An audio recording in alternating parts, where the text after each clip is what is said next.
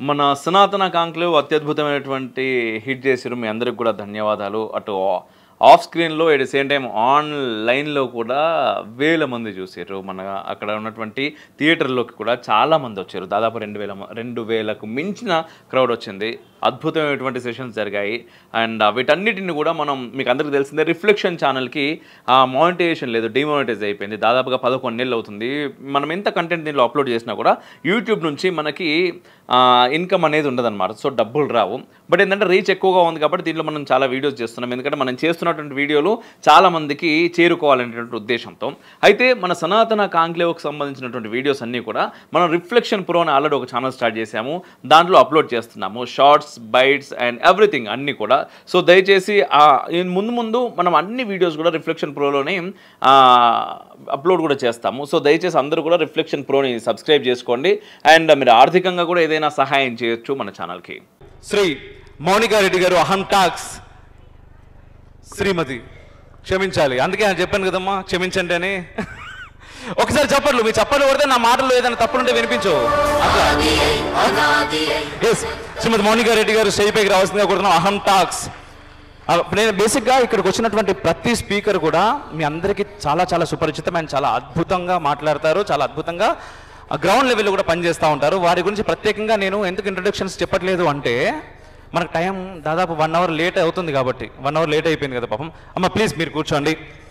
శ్రీ దర్శనం వెంకటరమణ శర్మ గారు దర్శనం మ్యాగజైన్ ద్వారా దాదాపుగా 20 సంవత్సరాలుగా ఆధ్యాత్మిక వార్తలనే కాదు జగద్గురువులను సైతం మన తెలుగు రాష్ట్రాలకు తీసుకొచ్చి మరీ సన్మానం చేసుకుంటూ ఉంటారు. గ్రౌండ్ లెవెల్లో కూడా మీడియా పరంగా కూడా ఏ రోజు ధర్మకి సంబంధించి ఎటువంటి చిన్న హాని కలుగుతుంది అనిపించినా కూడా ఏ మీడియాను కూడా ఆయన వదలలేదు, ఏ స్టార్ని కూడా వదలలేదు.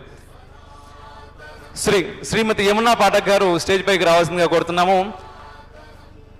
మొన్న రీసెంట్గా వారి ద్వారా నాకు తెలిసింది ఏంటంటే పాత బస్తీలోని 20 దేవాలయాలు అండ్ కొన్ని లక్షల రూపాయలకు సంబంధించినటువంటి ఆ దేవాలయపు ఆస్తులను, కబ్జా అయినటువంటి ఆస్తులను తిరిగి మళ్ళీ దేవాలయాలకి తీసుకొచ్చే ప్రయత్నం చేస్తున్నారు. వారి కోసం గట్టిగా ఒకసారి చెప్పట్లు. అమ్మ ప్లీజ్ మీరు కూడా రావాల్సిందిగా కోరుతున్నాను.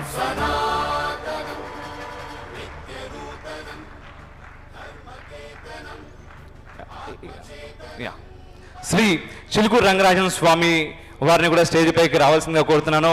మీదుగా స్వామివారికి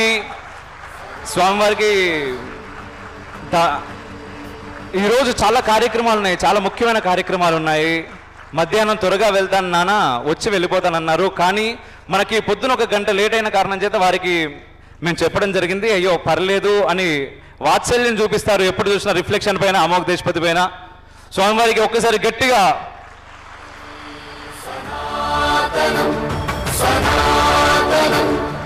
వేదమై సునాదమై సమాజ ధర్మ రక్షణార్థమై సనాతనం సనాతనం నిత్యనూతనం ధర్మకేతనం ఆత్మచేతనం పరమాత్మ దర్శనం సనాతనం సనాతనం ఋషి ప్రోక్త సృష్టి మూల జీవనానమై విశ్వ జ్ఞాన అమృత క్షీర మాతృ రూపమై ఋషి ప్రోక్త సృష్టి మూల. కెమెరా ఓకేనా? రైట్. ఒకసారి గట్టిగా చప్పట్లు కొడదాం అబ్బా. ఎస్, దేవాలయం ఆలయం మనకి ఎందుకు అవసరం, ఆలయానికి ఎందుకు పోవాలి దగ్గర నుంచి అనేక డౌట్లు. అది ఎవరికో రావు, మన హిందువులకే వస్తాయి. పాపం ఏం చేస్తామంటే మనమే పోవాలి కదా ఆలయాలకు, కాబట్టి బయట వాళ్ళకి రావు. ఎందుకు పోవాలి ఏంది అని చెప్పేసి ఇట్ సేమ్ టైం ఇవన్నీ పక్కన పెడితే బయట వాళ్ళకి మనం ఆలయాలకు పోవుడు కావాలి. ఎందుకంటే మనం ఎప్పుడైతే దేవాలయానికి పోతామో మనం పైసలు ఇస్తాం. ఎప్పుడైతే మనం పైసలు ఇస్తామో ఎండోమెంట్ డిపార్ట్మెంట్ వాళ్ళు టక్కున వచ్చి లాక్కుండా పోతారు. ఎప్పుడైతే వాళ్ళు లాక్కుండా పోతారో మసీదుల మీద, చర్చిల మీద ఖర్చు పెడతారు. సో ఇదంతా కూడా ఒక సైకిల్ లెక్క తిరుగుతూ ఉంటుంది. సో బయట వాళ్ళకు మనం గుళ్ళకు పోవుడు కావాలి, మనమేమో ఎందుకు పోవాలని అనుకుంటా ఉన్నాం. సో ఈ ఆలయం గురించి ఈరోజు మనం డిస్కస్ చేయబోతున్నాము. వేదిక పైన పెద్దలు ఉన్నారు. ఒకసారి మీరు చప్పట్లు కొడితే మీ కరతాళ ధ్వనుల మధ్యలో ఈ సెషన్ని మనం స్టార్ట్ చేద్దాం. ఆలయ రాజకీయం, సనాతన సంఘర్షణం. ఎస్, ముందుగా యమున పాఠక్ గారు ఎస్, కుంభమేళా జరుగుతుంది. ఎస్, యమునా పాఠక్ గారు, నార్మల్గా ఆలయాల గురించి అంటే ఎక్కడైనా సరే దేవాలయం ఉంటుంది. ఇప్పుడు ఓల్డ్ సిటీ ముఖ్యంగా, ఎందుకంటే మీ దగ్గర ప్రశ్న నాదేంటి అంటే, ఓల్డ్ సిటీలో ఉన్నటువంటి టెంపుల్స్ గురించి ఏదో పని చేయాలి అని చెప్పేసి చేస్తూ ఉన్నారు. అక్కడ ఏంది చాలామంది బెదిరింపులు అట్లాంటివి వస్తూ ఉంటాయి. కానీ మేము చేస్తామని చెప్పేసి ముందుకు పోతున్నారు. ఎక్కడైతే ఉన్నదో దేవాలయం ఇక్కడ కాకపోతే వేరే దగ్గర ఉన్నది కదా, అక్కడికి పోయి మొక్కుకోవచ్చు కదా. ప్రాణాలు తెగించి మరి ఇక్కడ దీపాలు కూడా పెట్టని దేవాలయం గురించి మీరు ఎందుకు పోరాడు అని చెప్పి చాలామంది మాట్లాడుతూ ఉంటారు. అంత ఇంపార్టెన్స్ ఏమున్నది? సభాయ నమః.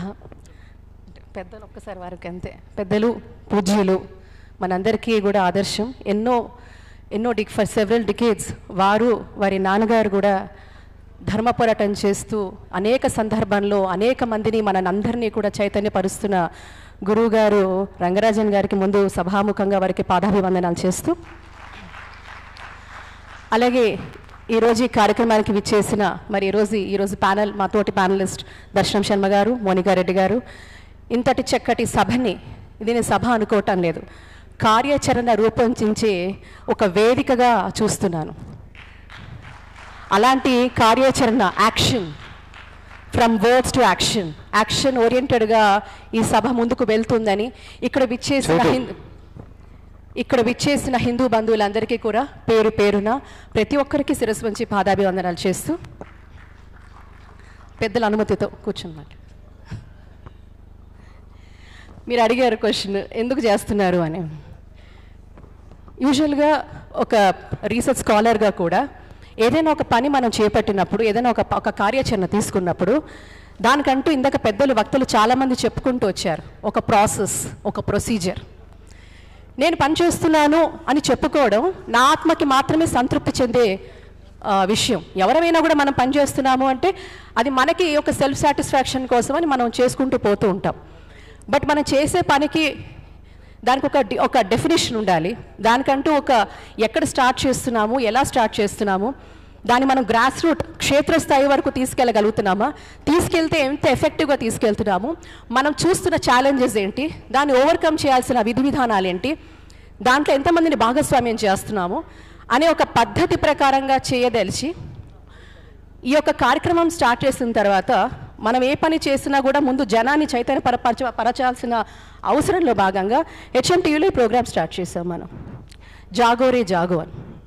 సో ఇది జస్ట్ కార్యక్రమం కాదు అమోఘ్ గారు, ఇది బేసిక్లీ ఇందులో చాలామంది ప్రముఖులు, ఉద్దండులు, పెద్దవాళ్ళు, అటు లీగల్ ఫ్రేమ్వర్క్ దగ్గర నుంచి ఇప్పుడు ఇందాకైతే మనం ప్రస్తావించుకుంటూ వచ్చాము, సైంటిస్టులు, డాక్టర్లు, పెద్ద పెద్ద వాళ్ళు, ఆధ్యాత్మికవేత్తలు, అలా ప్రతి ఒక్క కోణంలో ముందు ఆలయం మీద షో ఏంటి అని చాలామంది కొద్దిగా ఒక సర్కాజం అయినప్పటికీ కూడా అనేక కోణాలు దాన్ని ఆవిష్కరిస్తూ దానిలో లోటుపాట్లు ఏంటి, మనం ఎలా సరిదిద్దుకోవచ్చు, పాలసీ ఫ్రేమ్వర్క్ ఎలా ఉండాలి, సిస్టంలో ఉన్న ల్యాప్సెస్ ఏంటి, యంత్రాంగంలో ఉన్న ల్యాప్సెస్ ఏంటి, విమర్శించుకుంటూ పోదామా లేకపోతే కరెక్టివ్ మెజర్స్ వైపు అడుగులు వేద్దామా, ఇలా ప్రతి షోలో ప్రతి ఒక్క ఆలయాన్ని తీసుకుంటూ, అన్ని ఆలయాలు కూడా 400 సంవత్సరాలు పైబడిన ఆలయాలు, 1700 సంవత్సరాల వరకు కూడా మన ప్రాచీన మహానగరంలో ఉన్నాయి. మేము ఫస్ట్ చేసింది ఏంటంటే, మేము ఫస్ట్ మాట్లాడినప్పుడు పాత బస్తీ అన్నం మానేసాం. ప్రాచీన మహానగరం, ఇదొక ప్రాశస్త్యం ఉన్న నగరం. భారతదేశంలో చాలా అరుదుగా ఉండే కొన్ని పట్టణాలలో మన భాగ్యనగరం ఒకటి. మనం అహ్మదాబాద్ని డిక్లేర్ చేసుకోగలిగాం ఒక హెరిటేజ్ సిటీగా. సో ఇలా చాలా విషయాలు బయటకు తీసుకొస్తూ అటు ప్రభుత్వ యంత్రాంగాన్ని, ప్రభుత్వాన్ని కూడా, మీరు హైదరాబాద్ని మనం ఆ సిటీ ఈ సిటీ అని చెప్పుకుంటున్నాము, కానీ మనం గర్వపడాల్సింది ఇక్కడున్న వాస్తవులుగా హైదరాబాద్ ఈజ్ అ హెరిటేజ్ సిటీగా డిక్లేర్ చేయండి. ప్రపంచంలో చాలామందికి తెలియని విషయం, అనేక మంది అనేక డైనస్టీస్ రూల్ చేశారు ఈ ప్రాచీన పట్టణాన్ని. అంతటి వైభవం కలిగిన ఈ పట్టణాన్ని మీరు హెరిటేజ్ సిటీగా డిక్లేర్ చేయండి అని స్టార్ట్ చేస్తూ, మీరు అన్నట్టుగా నాకు డైరెక్ట్గా ఎవరు ఫోన్ చేయరు, బట్ నాతో ఉన్న సహచరులు ఉన్నారు. మా అన్నగారు దయానంద్ గారు, ఒకసారి నించండి, వారు చాలా సంవత్సరాల నుంచి పనిచేస్తున్నారు. సో అలాగా వాళ్ళకి ఎవరికైనా ఇలాంటి సందర్భాలు నన్ను ఎవరు అన్నారు, నేను ఇది ఒక ఇంటర్వ్యూలో కూడా చెప్పాను, మీకు బాడీ గార్డ్స్ ఉండరా, ఓల్డ్ సిటీకి అట్లా వెళ్ళిపోతారు మీరు అని. జబ్ గాడ్ హే గాడ్ కి జరూరత్ నెయ్యి హే అని చెప్పాను.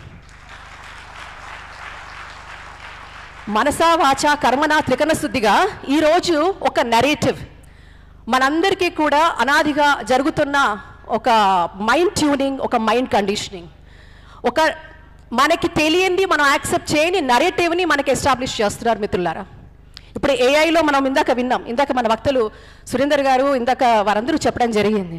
ఒక నరేటివ్ ఎట్లా బిల్డ్ చేస్తున్నారంటే, ఒక ఉదాహరణ చెప్తాను మీకు. జస్ట్ ఈ మధ్య కాలంలో వాళ్ళు కూడా ఉన్నారు ఆ స్కూల్ వాళ్ళు. ఆ పిల్లల్ని అడిగాను, భారతీయ సంస్కృతి, భారతీయ మహిళ పాత్ర ఏమిటి అని అడిగాను ఆ పిల్లల్ని. నేను ఫస్ట్ అడిగిన క్వశ్చన్ ఏంటంటే, భారతీయ మహిళ అంటే ఎన్నో అట్రాసిటీస్, ఎంతో అమానుషంగా ట్రీట్ చేయబడింది మహిళ, అవునా అని అడిగా. ఉన్న పిల్లలందరూ అవునని చెప్పారు. Which is so unfortunate.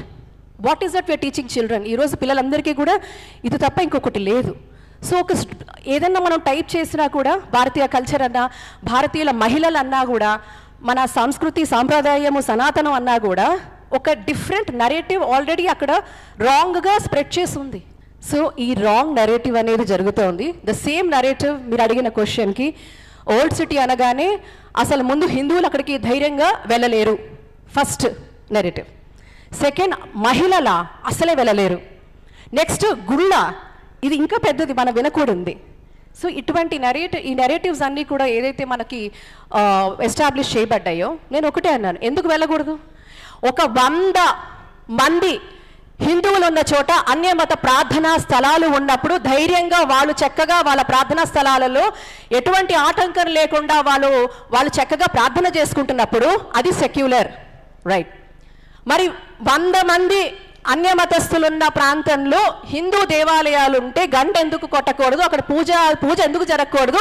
ధూపదీప నైవేద్యాలు ఎందుకు జరగకూడదు? అక్కడ మన సుప్రభాతం ఎందుకు జరగకూడదు? హనుమాన్ చాలీసా ఎందుకు జరగకూడదు అని అడిగాను. అది కమ్యూనల్.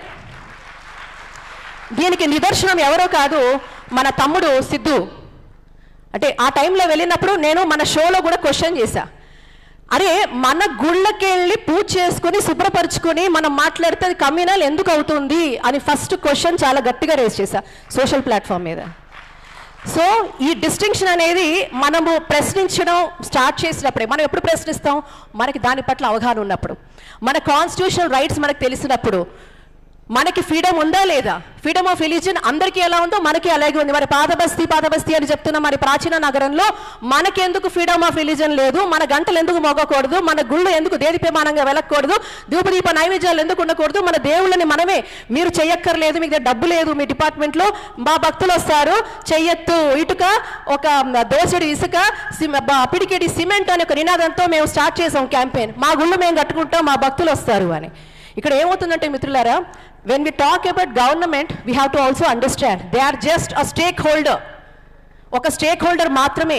ఈ సొసైటీ సభ్యంగా నడవాలి అంటే అందులో మల్టీ స్టేక్ హోల్డర్ పార్టిసిపేషన్ ఉండాలి. అలాంటిదే ఇప్పుడు ఇంతక కార్పొరేట్స్ ఉన్నారు. మన దర్శనం శర్మ గారు మేమందరం కూడా ఒక రౌండ్ టేబుల్ మొన్న మధ్యనే అదే ప్రాచీన నగరంలో ఫతే దర్వాజాలో చేశాము. ఆ రోజు అనేక మంది ప్రముఖులు వచ్చి వారి ప్రతిపాదకలను ముందు పెట్టాం. అక్కడ చెప్తున్న విషయం ఏంటి?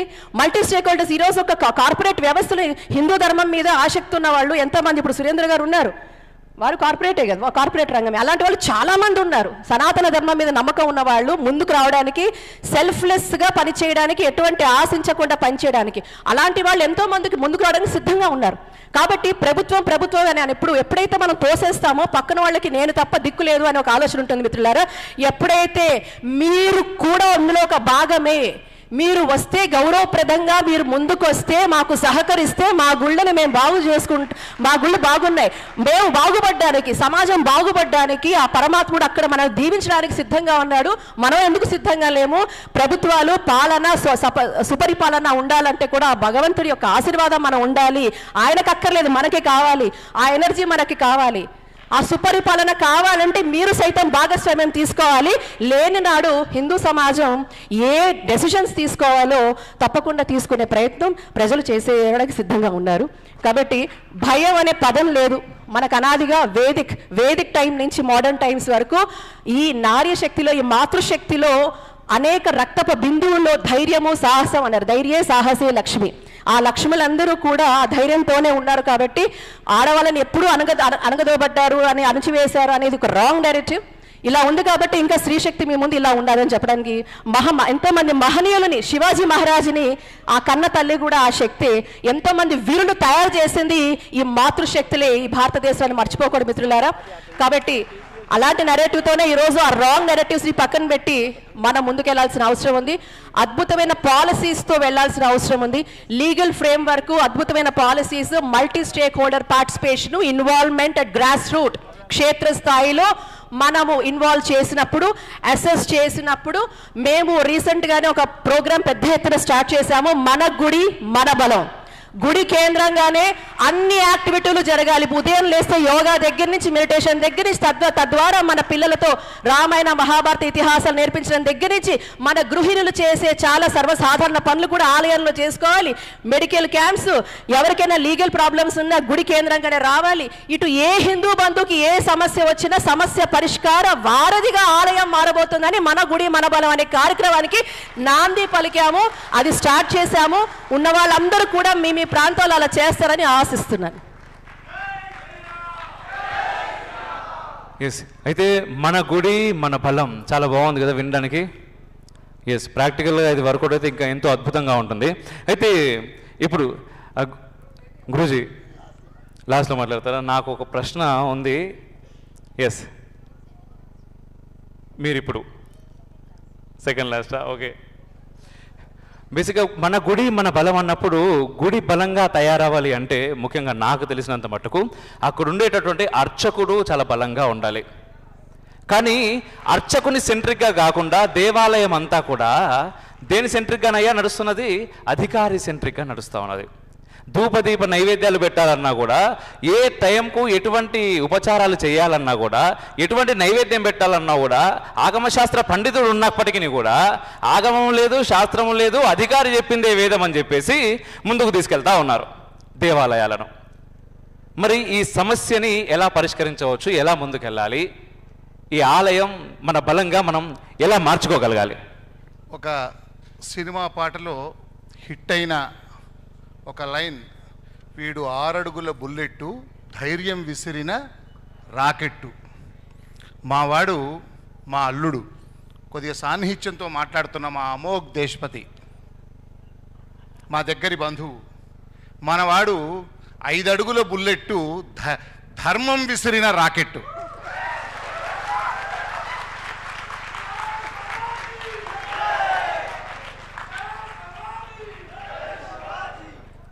ఇవాళ ధర్మం, దాన్నే సనాతన ధర్మం అని కూడా అంటున్నాం, ఆర్ష ధర్మం అని కూడా అంటున్నాం, ఇంకా కొద్దిగా డీప్కు పోతే వైదిక ధర్మం అని కూడా అంటున్నాం. అంతా ధర్మానికి పర్యాయ పదాలు అనుకోండి, సమానార్థాలు అనుకోండి. అలాంటి ధర్మం గురించి ఒక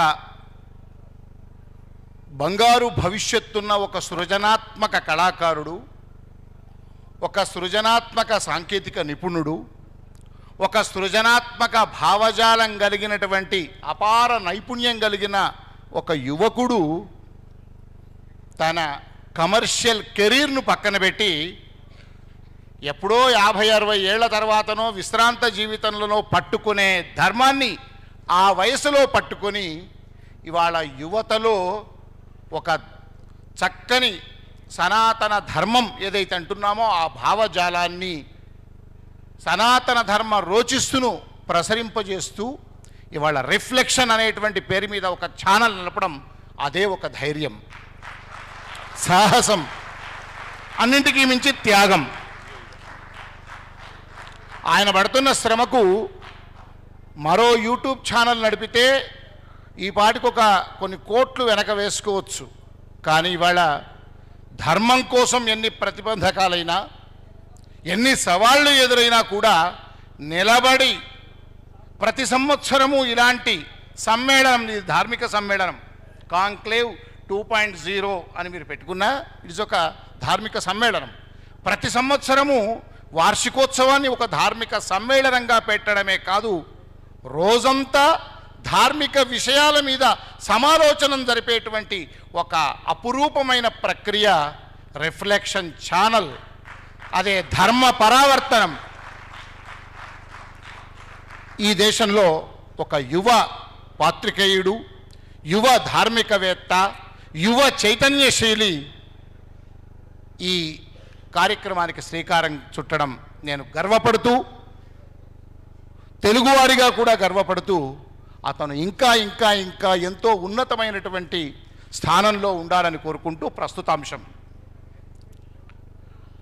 ఆలయాలు, ఆలయ రాజకీయం, సనాతన సంఘర్షణ. అందులో అర్చకుల అంశాన్ని నన్ను అడిగారు.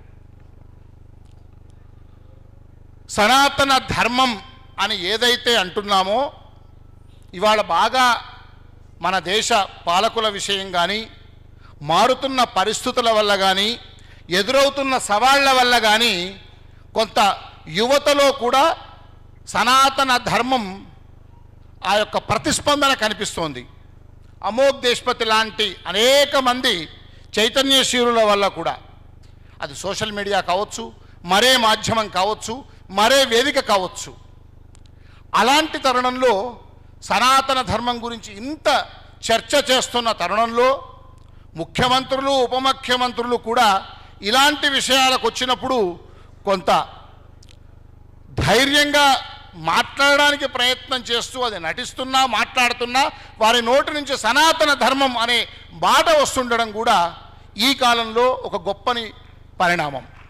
అలాంటి సందర్భంలో మరి సనాతన ధర్మం అని ఇంత అంటున్నా కూడా సనాతన ధర్మం యొక్క రోచస్సు, నిజంగా ఆ తేజస్సు కనిపిస్తుందా? సనాతన ధర్మానికి మూల కేంద్రాలు ఆలయాలు, సంస్కృతి సాంప్రదాయాలకు నిలయాలు ఆలయాలు. అమ్మగారు చెప్పారు, యమునా పాఠక్ గారు, మన హైదరాబాదు భాగ్యనగరం, ప్రాచీన బస్తీ, ప్రసిద్ధ బస్తీ, అక్కడ వందలాది ఆలయాలు, వేలాది ఎకరాలతో కడకడలాడేవి ఒకప్పుడు. అద్భుతమైనటువంటి ఆధ్యాత్మికత అక్కడ కనిపించేది. అలాంటి ఆలయాలు ఇవాళ అనేక మంది, అది ముష్కరులు కావచ్చు, ఇంకొకరు కావచ్చు, మొత్తం ఆస్తులన్నీ ఆక్రమించుకొని అక్కడ పూజ చేసే అర్చకుడు సైతం భయభ్రాంతులకు లోనయ్యే విధంగా తయారైన సందర్భంలో ఆమె ఒక ఉద్యమంతో ఒక 20 ఆలయాలను తిరిగి ఆ 20 ఆలయాల యొక్క డీప్ స్టడీ, లోతైన పరిశీలన చేసి ఇటీవలే సమీక్షించుకున్నాం ఒక రౌండ్ టేబుల్ సమావేశం ద్వారా. అది ఓల్డ్ సిటీలో ఒక వెంకటేశ్వర ఆలయంలో. అలాంటి పరిస్థితే దాదాపుగా ఉభయ తెలుగు రాష్ట్రాల్లోనూ ఉంది.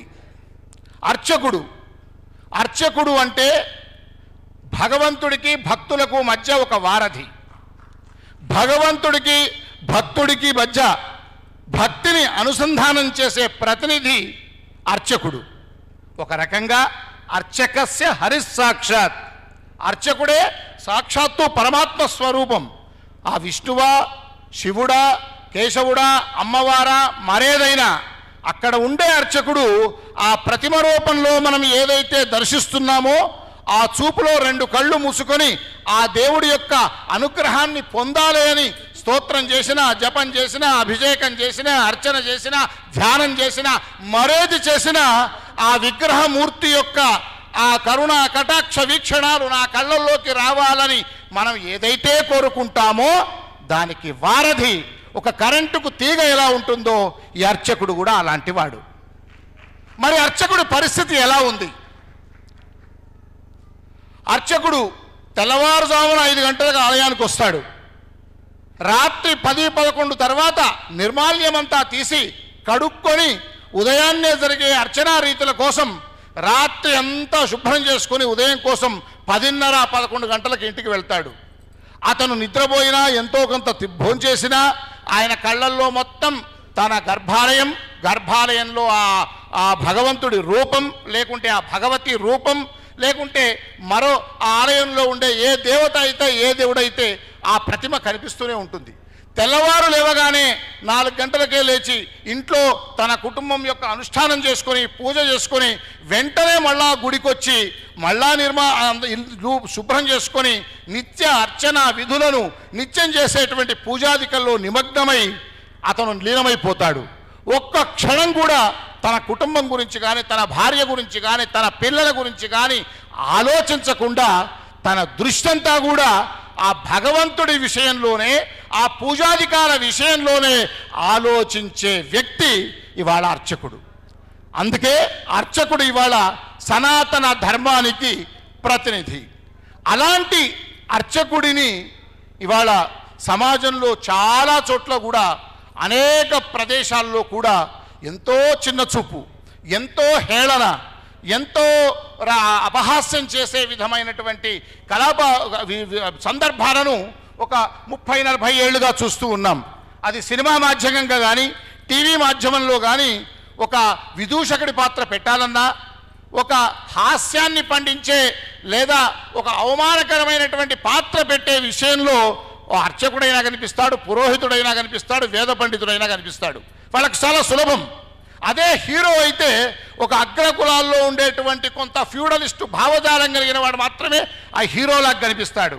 ఆ హీరోయిన్ అయితే ఒక సినిమాలో ఒక పండితుణ్ణి ఒక రూమ్లోకి వెళ్ళి నువ్వు నేను చెప్పిన ముహూర్తం చెప్తావా చెప్పవా అని ఇష్టానుసారంగా అతని మీద దాడి చేసిన సందర్భాలు కూడా ఇవాళ హాస్యంగా చూపిస్తారు.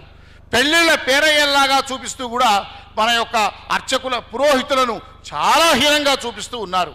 వాళ్ళు అన్ని వ్యసనాలకు దూరంగా ఉండి తమ జీవితమే త్యాగంగా భావిస్తూ కేవలం ధర్మం కోసమే వాళ్ళు త్యాగమయ జీవితాన్ని గడుపుతున్నటువంటి ఈ అర్చకులైనా పురోహితులైనా వేద పండితులైనా ఇవాళ సనాతన ధర్మానికి వారధులుగా కనిపిస్తే, సనాతన ధర్మానికి సంబంధించి ఎవరైనా ఒక సినిమా తీయాలన్నా, ఒక డాక్యుమెంటరీ తీయాలన్నా, మా అమోఘ లాంటి వాళ్ళు ఏదైనా ఒక చిన్న సంక్షిప్త చిత్రాలు తీయాలన్నా సనాతన ధర్మం అనగానే ఏం చూపిస్తారు? ఒక పిలక కలిగిన ఒక అంగవస్త్రం వేసుకొని భస్వమా నామమా ఇంకేదో ఉన్నటువంటి ఒక పండితుడిని చూపిస్తారు. కానీ పండితుడికి అవమానం జరుగుతున్నప్పుడు, పండితుడి పట్ల ఆ సమాజం కొంత ఏక్యాభావంగా చూపిస్తున్నట్టు మాత్రము మనం ఆ రకమైనటువంటి స్పందన మనకు కనిపించట్లేదు. ఇవాళ 10 కోట్ల మంది సనాతన ధర్మానికి ఒకే ఒక్క మౌని అమావాస్య రోజు కుంభమేళాలో స్నానం చేసిన సందర్భం చూశాం. ఇక్కడ సమ్మక్క సారక్క జరిగినా, పుష్కరాలు జరిగినా, మరే ఉత్సవాలు జరిగినా కూడా వేలాది మంది లక్షలాది మంది మనం వెళ్తూ ఉన్నాం. కానీ అదే పురోహితుడో అర్చకుడో వాళ్ళ మీద ఏదైనా దాడు జరిగినప్పుడు మాత్రం స్వామివారు వస్తున్నారు. పరమహంస పరివ్రాజకులు పుష్పగిరి జగద్గురు శంకరాచార్య సంస్థానం పీఠాధీశ్వరులు గురుదేవులు శ్రీ శ్రీ శ్రీ అభినవోద్దండ విద్యాశంకర భారతీ స్వామి వారికి సాదర స్వాగతం, సాష్టాంగ ప్రణామాలతో స్వాగతం.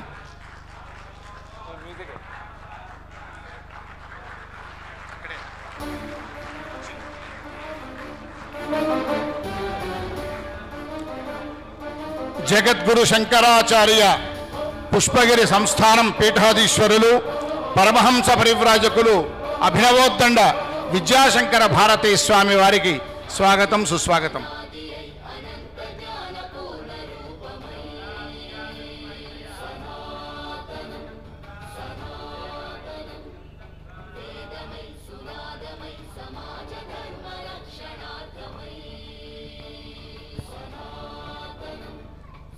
స్వామివారికి ఒకసారి సాదర స్వాగతం పలుకుతూ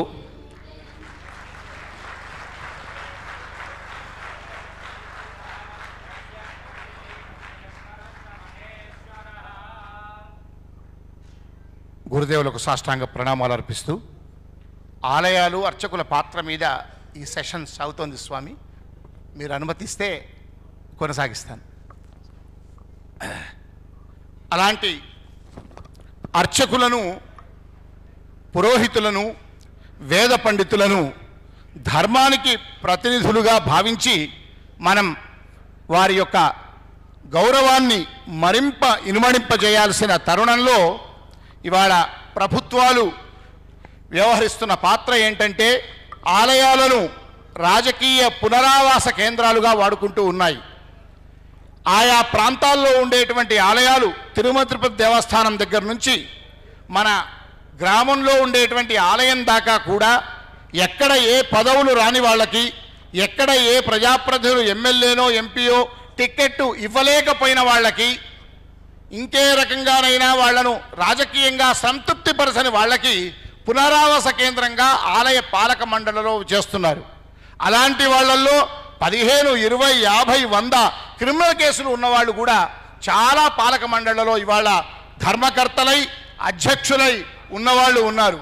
వారు లిక్కర్ బిజినెస్ చేస్తున్నారా, మరే అసాంఘిక కార్యకలాపాలు చేస్తున్నారా అనే విషయం కూడా పట్టించుకోకుండా అలాంటి వాళ్ళను కూడా ఇవాళ పాలక మండళ్లలో ప్రతినిధులుగా పెడుతూ ఉన్నారు. ఎక్కడో నూటికో కోటికో ఒక్కటిలాగా చిలుకూరు బాలాజీ ఆలయం లాంటి ఒక సంస్కారానికి నిలయమైనటువంటి ఆలయం అంటే ఇలా ఉండాలి అనేటువంటి దానికి ప్రతీకగా ఎక్కడో ఒక మనం దుర్భిణేపేట చూస్తే కనిపించే ఆలయాలు, ఓ వర్గల్ సరస్వతి దేవాలయం, భాగ్యనగరంలో ఒక అష్టలక్ష్మి దేవాలయం ప్రభుత్వ పెత్తనం లేకుండా కేవలం ధర్మనిష్టగా నిర్వహిస్తున్నటువంటి ఆలయాలు అక్కడక్కడ కనిపిస్తాయి.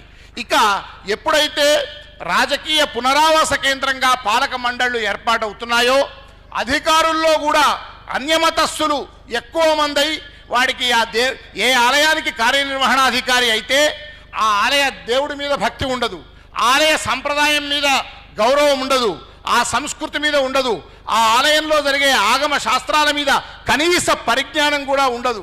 అలాంటి వాడు అక్కడ ఈవోఐ కూర్చొని ఏమాత్రం ధర్మనిష్ట లేని వాడు, అనేక వ్యసనాలకు బానిస అయిన వాడు, అసాంఘిక కార్యకలాపాలకు అలవాలమైన వాడు అక్కడ పాలక మండలి అధ్యక్షుడైతే ఇక ఆలయం పరిస్థితి ఎలా ఉంటుంది? ఆలయాల అర్చకుల మీద వాళ్ళ పెత్తనం ఎట్లా ఉంటుంది? అలా చాలా ఆలయాల్లో, మెజారిటీ ఆలయాల్లో ఒక 10% సచ్చీలురైనటువంటి వ్యక్తులు పాలక మండలిలో అధ్యక్షులు కానీ ధర్మకర్తలై ఉండవచ్చును. ఒక 10% మంది ధర్మనిష్ట కలిగినటువంటి కార్యనిర్వహణాధికారులు ఉండవచ్చును. కానీ 90% మంది ఈ ఆలయాల పరిస్థితి మరింత ఘోరంగా ఉన్నాయి. అక్కడ ఆలయ అర్చకులను హీనంగా చూస్తూ, ఆలయ అర్చకులను యథావిధిగా చాలా దూషణ పర్వంతో వాళ్ళను అవమానిస్తూ, హేళన చేస్తూ ఇలాంటి దుర్మార్గమైనటువంటి పరిస్థితి ఉంది.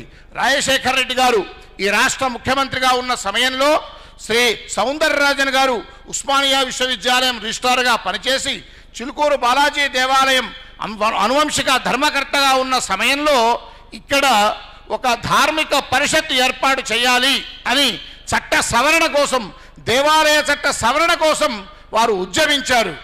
ఆ ఉద్యమం ఫలితంగా కొంత రాజశేఖర రెడ్డి గారు విని ఒక సెలెక్ట్ కమిటీ ద్వారా ధార్మిక పరిషత్ అనేటువంటి ఒక సంస్థను ఈ రాష్ట్రంలో, అప్పుడు ఉమ్మడి ఆంధ్రప్రదేశ్లో ఏర్పాటు చేసి కొంత ధర్మనిష్ట కలిగిన వారు, రిటైర్డ్ న్యాయమూర్తులు, పుష్పగిరి జగద్గురు సంస్థానం లాంటి సనాతన పీఠాల ధర్మాచార్యులు సభ్యులుగా ఉంటూ కొంత ఒక ఐఏఎస్ అతనికి ఆలయ పాలన మీద, సంస్కృతి మీద, సంప్రదాయాల మీద, ధర్మం మీద ఏమాత్రం అవగాహన లేని ఒక ఐఏఎస్ పాలన కన్నా ఇలాంటి ధార్మికులైనటువంటి ధర్మాచార్యుల పర్యవేక్షణలో ఒక ధార్మిక పరిషత్ అని ఉంటే వారి ద్వారానైనా కూడా ఈ దుర్మార్గాలు, ఈ దాష్టికాలు జరగవు.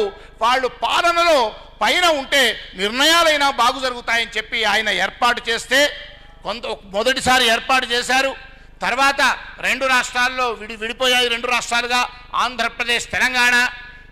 ఆంధ్రప్రదేశ్లో కోర్టు మొట్టికాయలు వేస్తే ఒక్కసారి సాంకేతికంగా ధార్మిక పరిషత్తును ఏర్పాటు చేసింది. ఆ కమిటీలో పరమహంస పరివ్రాజకులు పుష్పగిరి శంకరాచార్యులు కూడా సభ్యులుగా ఉండిరి. కానీ వారికి స్వతంత్రం కానీ, నిర్ణయాధికారం కానీ, సానుకూలమైనటువంటి ఎలాంటి చర్చలు లేకుండా అది అలాగే అది ముగిసింది. తెలంగాణలోనైతే ఈ 11 ఏళ్లలో ఇప్పటిదాకా ధార్మిక పరిషత్ ఊసే లేదు, అసలు వేయనే లేదు, వేసే ఉద్దేశం కూడా లేదు. ఐఏఎస్ అధికారి ఆయనే ముఖ్య కార్యదర్శిగా ఉంటాడు, ఆయనకే ఇంకా వేరే అనేక శాఖల్లో ఇన్ఛార్జిగా ఉంటారు.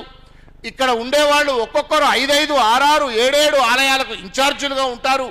ప్రతి ఒక్కళ్ళు కూడా పూజారి మీద పెత్తనం, అర్చకుడి మీద పెత్తనం, అక్కడ ఉండే పురోహితుల మీద పెత్తనం చేయడం, వాళ్ళ నుంచి అనేకమైనటువంటి లేనిపోని అక్కసు పెంచుకొని వాళ్ళను అగౌరవపరచడము. ఇకపోతే పరిపాలనలో కూడా లక్షలాది రూపాయలు అవినీతికి పాల్పడుతూ యథేచ్ఛగా ఇవాళ అవినీతి విలయతాండవం చేస్తున్న అనేక ముఖ్య శాఖల్లో దేవాదాయ శాఖ కూడా ఒక్కటి. అలాంటి పరిస్థితులలో ఇప్పుడు తాత్కాలికంగా భారతదేశంలో సుప్రీంకోర్టులో ఆలయాలకు స్వయం ప్రతిపత్తి రావాలని సుబ్రహ్మణ్య స్వామి గారు వేసిన కేసు అది ఎప్పుడు తేలుతుందో తెలియదు, సుప్రీంకోర్టు ఎప్పుడు చొరవ తీసుకుంటుందో తెలియదు. గుడ్డిలో మెల్ల నయమన్నట్టుగా తెలుగు రాష్ట్రాల్లో ఉన్న చట్ట ప్రకారం ఉండాల్సిన ధార్మిక పరిషత్తునైనా పునరుద్ధరణ చేసి ఆ ధార్మిక పరిషత్తుకే సర్వాధికారాలు, ఆలయ పాలన నిర్ణయ అధికారాలు ధార్మిక పరిషత్తుకే ఏర్పాటు చేసి పరమహంస పరివ్రాజకులు తెలుగు రాష్ట్రాలకు ఏకైక జగద్గురు ఆదిశంకరాచార్య పరంపర పీఠమైనటువంటి పుష్పగిరి పీఠం లాంటి నిరంతరం ధర్మనిష్టగా ఉండేటువంటి అలాంటి ధర్మాచార్యులతో ఆ ధార్మిక పరిషత్తును లో సభ్యులుగా ఏర్పాటు చేసి వారి ఆధ్వర్యంలో ఆలయ పాలన సాగేటట్టు చేస్తే తప్ప ఇవాళ ఇక్కడ జరిగేటువంటి అవినీతి అక్రమాలు దౌర్జన్యాలు తొలగే అవకాశం లేదు. నేను 90% దేవాలయాల్లో అమోఘ్ దేశపతి ప్రస్తావించినట్టుగా అక్కడ అర్చకులకు కానీ స్థానాచార్యులకు కానీ అక్కడ ఉండే పురోహితులకు కానీ వేద పండితులకు కానీ ఏమాత్రం గౌరవం లేదు. వాళ్ళ పట్ల అనేకమైనటువంటి దాడులు దౌర్జన్యాలతోనే వాళ్ళు ఎగ్జిక్యూటివ్ ఆఫీసర్ల రూపంలో కానీ పాలక మండలి వాళ్ళు కానీ ఇంకా వీధి రౌడీలు కానీ అలా చేస్తున్నారు. అలాంటి దౌర్భాగ్యాల ఫలితమే ఒక రామతీర్థం, అలాంటి దౌర్భాగ్యాల ఫలితమే ఒక అంతర్వేది, అలాంటి దౌర్భాగ్యాల ఫలితమే ఇక్కడ ముత్యాలమ్మ దేవాలయం ఇంకా వెలుగులోకి రాని అనేకమైనటువంటి అది కల్తీ నెయ్యి, కల్తీ లడ్డు అనుకోండి, కల్తీ నెయ్యితో చేసిన తిరుపతి లడ్డు అనుకోండి, ఇంకా మొన్నటి తొక్కసలాటల్లో తీసుకున్నటువంటి నిర్ణయాలు తొందరపాటు కానీ ప్రముఖులకే పెద్దపీట వేసే ఈ పాలకుల తత్వం కానీ ఇన్ని వీటికి పరిష్కారం కావాలంటే కొంతలో కొంతైనా ధార్మిక పరిషత్తును ఏర్పాటు చేసి అర్చకులకు పురోహితులకు వేద పండితులకు ఒక రకమైనటువంటి గౌరవాన్ని తీసుకురావాలనుకున్నాం.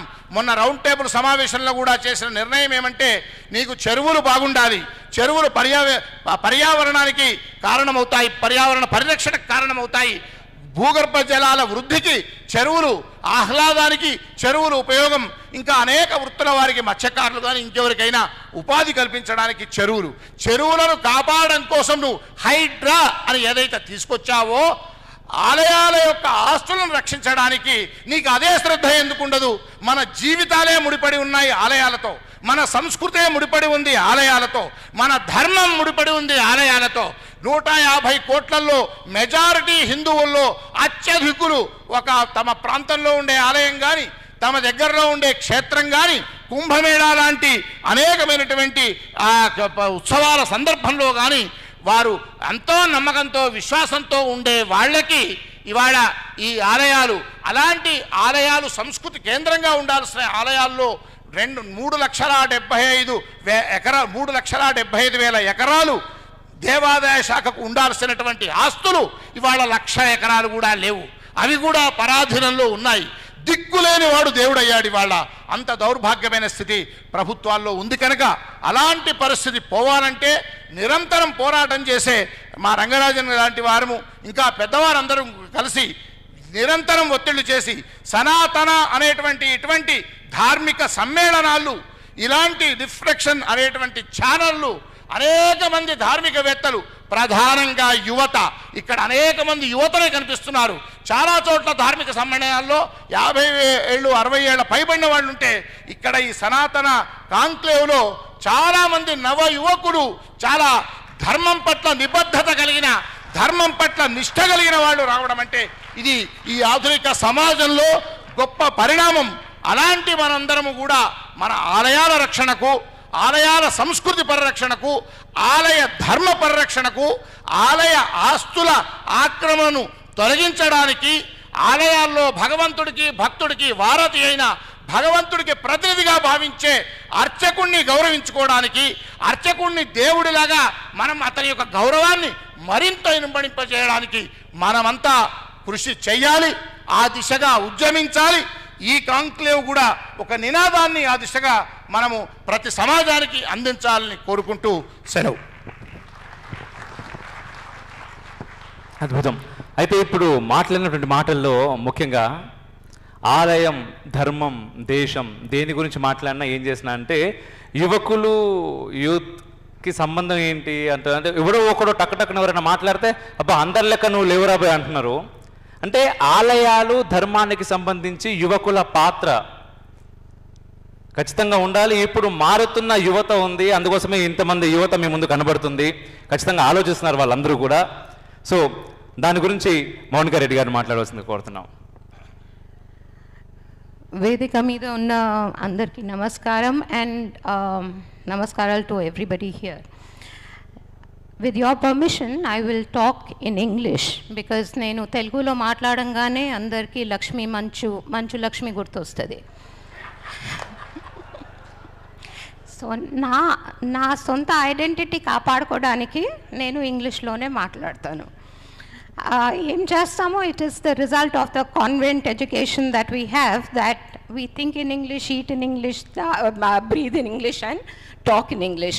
So I'm hoping that you will all understand what I'm saying and what I'm going to say. I want to start my talk with a few questions. And మీలో ఎవరికైతే ఆన్సర్ ఎస్లో ఉంటే మీరు హ్యాండ్ రేస్ చేసి నాకు తెలుసు అని ఒట్టి అదే అనాలి, సరేనా? A little question answer. First question. Hindus have been subjected to 1,000 years of genocide.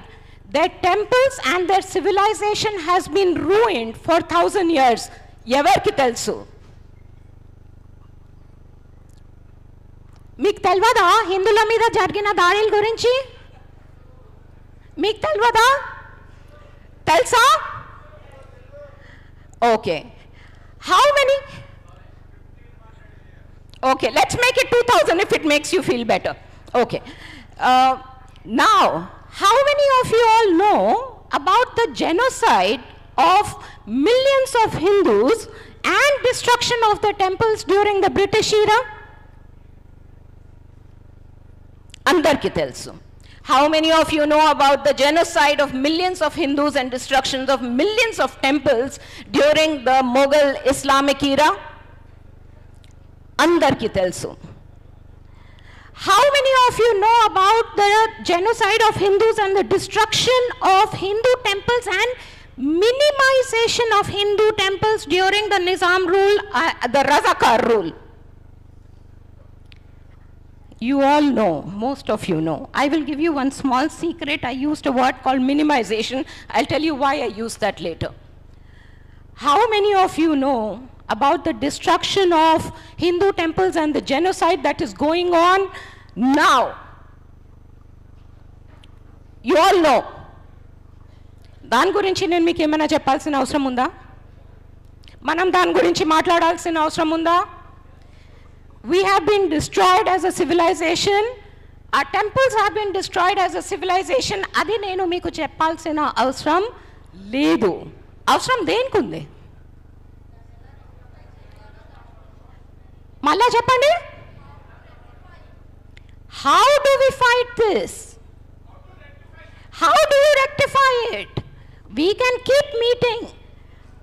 Thanks so much to Amar Garu for bringing such sessions for all of us. But the point is, మనం కలుస్తూ పోతాము, మనం మాట్లాడుతూ ఉంటాము, కానీ చేసే టైంలో మనం చేయాల్సినవి చేస్తున్నామా చేయట్లేదా అది ఒక ప్రశ్న మనం అడగాల్సింది. రారు కదా, తప్పకుండా రారు. ఇప్పుడు లడ్డు విషయం జరిగింది. నేను పెద్దోళ్ళని అందరినీ సిటీలో ఉన్న వాళ్ళందరినీ అడిగినా మీరేమైనా చేస్తున్నారా, మీరేమైనా చేస్తున్నారా, మీరేమైనా, అందరూ కాదు ఇప్పుడు మేము మా బయటకులు నడుస్తున్నాయి, మేము ఇంకా డెసిషన్ తీసుకోలేదు అనే వరకు I with couple of other people we got permission for a rally. ఎంతమంది అండి వచ్చింది? ఎంతమంది? 100. బంగ్లాదేశ్లో our daughters are being pulled out of their houses. Our temples are being desecrated. We called for a rally in Cyberabad for the first time. We took out a rally from Botanical Gardens and we walked for 2 kilometers till High-Tech City Crossroad. Akkada poyi memu we held a dharna for the first time in history. Akkada permission teeskunnam memu after a lot of struggle. Entamandi? How many many people turned up? One guess? 100. You, me, పెద్దోళ్ళు మనము ఇక్కడ కూర్చొని ఎంతసేపు మాట్లాడినా జరిగేది ఏమీ లేదు. Why do you think that ఒక మజార్, ఏదైతే వాళ్ళు మజార్ అంటారో దాని లోపల నిజంగా మనిషి ఉందా, లేకపోతే ఇట్ ఇస్ ఒట్టి బొందనా, లేకపోతే దాంట్లో ఒక కుక్క ఉందా లేదో మనకి ఏం తెలియదు దాంట్లో. కానీ they are able to occupy your roads, they are able to get government protection. Why? You can't touch it. Why? Because the moment you touch it, 10,000 people will land there. How many of us are out there, Andy? How many of you here in this hall have participated in a demonstration or have stepped out on the road? How many of you went to a police station to complain? Good. For all of you, my Shashtanga Namaskaram. Anybody who has done anything, and I'm saying done, I am not talking about talking, because the time for talking is far over. Far over. You can keep talking here until the cows come home, but they are killing the cows also. Your cows also are not getting to come home because the system is now theirs.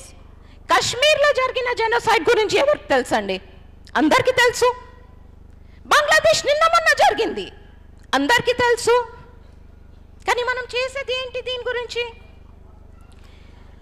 So without taking too much time, because I'm an activist, I'm on the roads right now. We have started.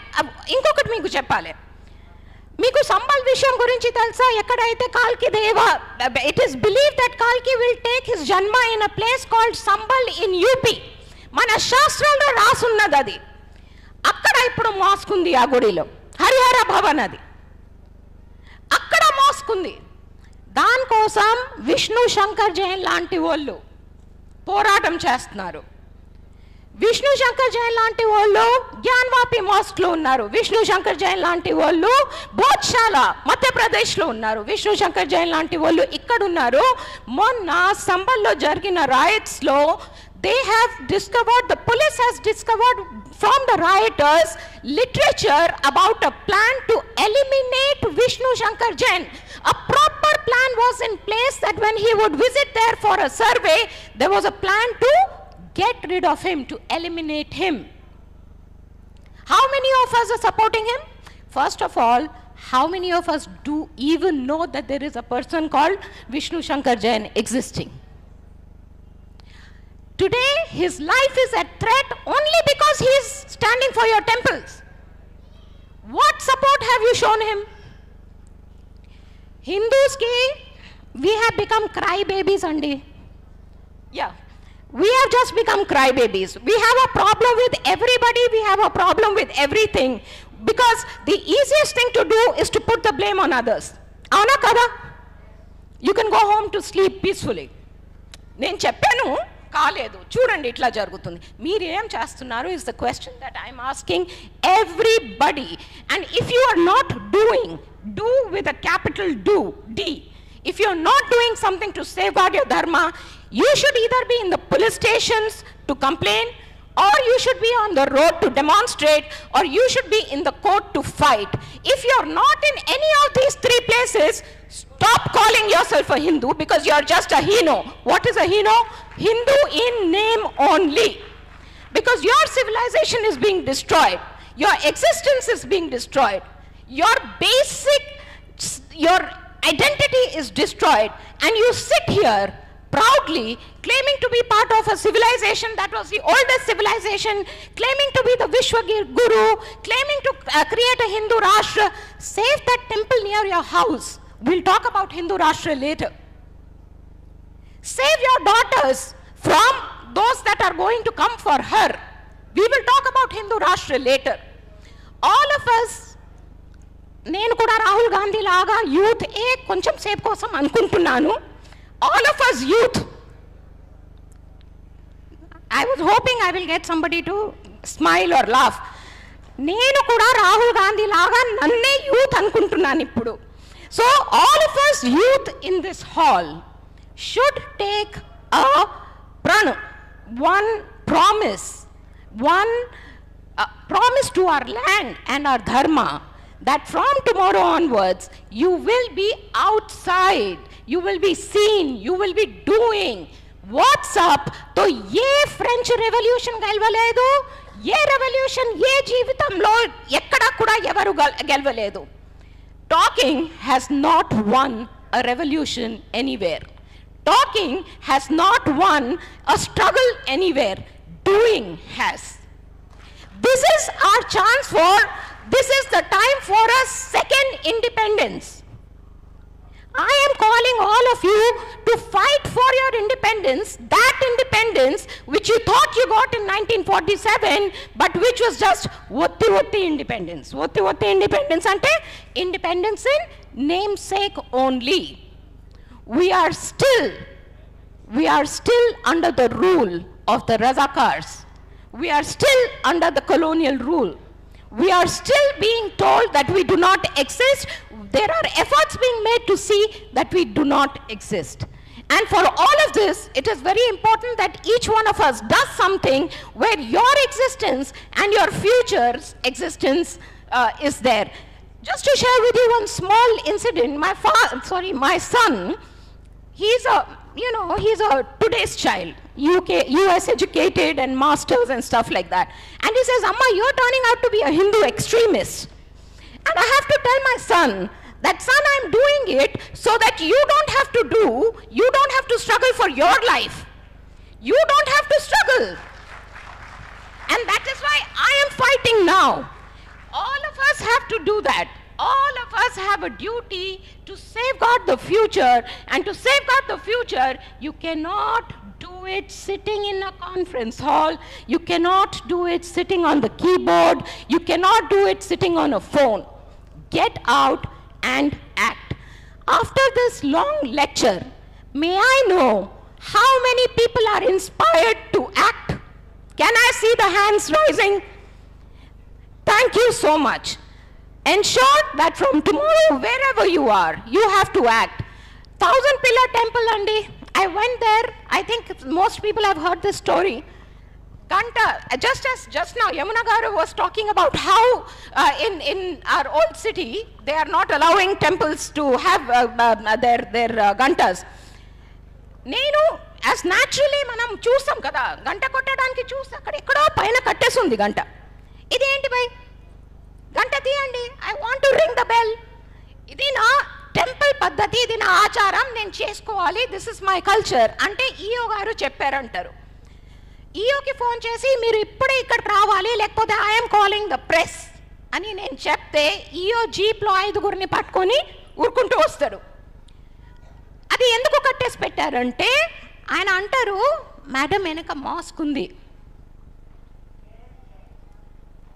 So వెనక first he says చాలా శబ్దం వస్తుంది madam, it makes a lot of noise. If Ganta doesn't make a noise, will you make a noise?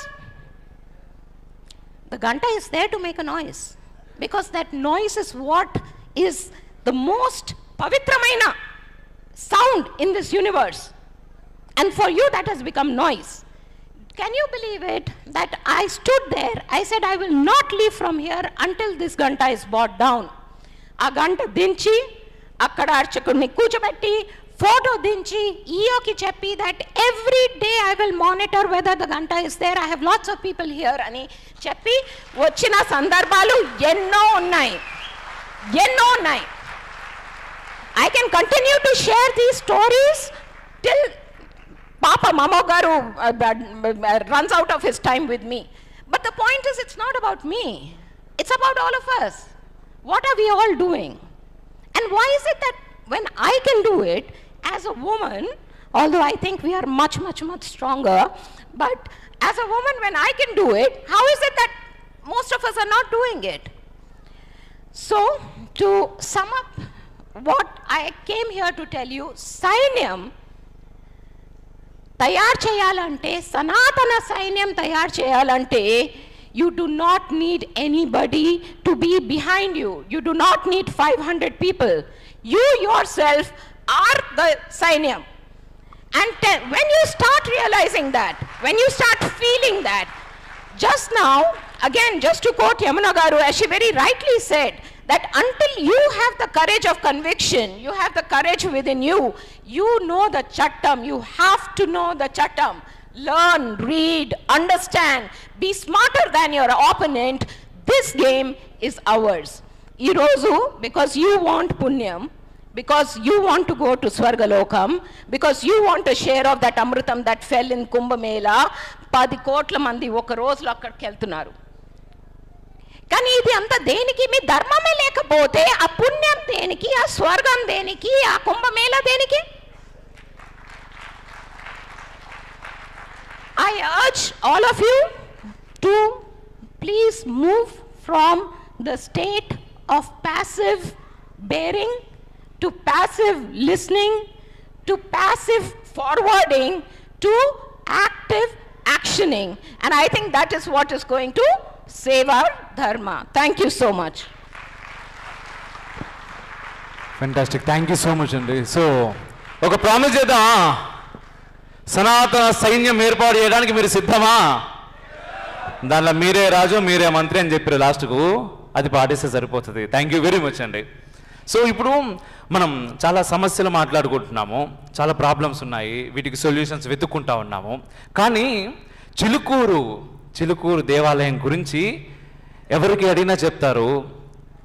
అయితే ఇంత పెద్ద అంటే ఇటువంటి సమాజంలో బ్రతుకుతున్నటువంటి మనకు తెలుసు, మన చిన్న చిన్న దేవాలయాన్ని కూడా మనం కాపాడుకోలేకపోతున్నాము. కానీ చిలుకూరు లాంటి ఒక దేవాలయం ప్రభుత్వానికే సవాలు విసిరింది. అండ్ చిలుకూరు తిరుగుబాటు కేవలం చిలుకూరు మట్టుకే ఎందుకు ఆగుతుంది? I'm sorry, it's the audacity that I'm showing at stopping him. Can you please run that for Vishnu Shankar Jain ji? Just an appeal. Vishnu Shankar Jain. Yeah, before we cross over to the other. ఒక్కసారి వేయండి. ఇప్పుడు మీరు appeal చేస్తారా? So Vishnu Shankar Jain వారు జ్ఞానవాపిలో అది మసీదు కాదరా నాయన, మా శివుని దేవాలయం అని చెప్పేసి సుప్రీంకోర్టులో వాదిస్తూ ఉన్నారు. సో వారు మన శంబాలలో జరిగినటువంటి కొంతమంది ఆగంతకులను పట్టుకొని పోయినప్పుడు పోలీస్ ఎంక్వైరీలో ఏం తెలిందయ్యా అంటే వాళ్ళు విష్ణు శంకర్ జైన్ని స్పాట్ పెట్టి లేపేయడానికి సిద్ధపడ్డారు. దానికి సంబంధించిన పూర్తి వివరాలు బయటకు వచ్చినాయి.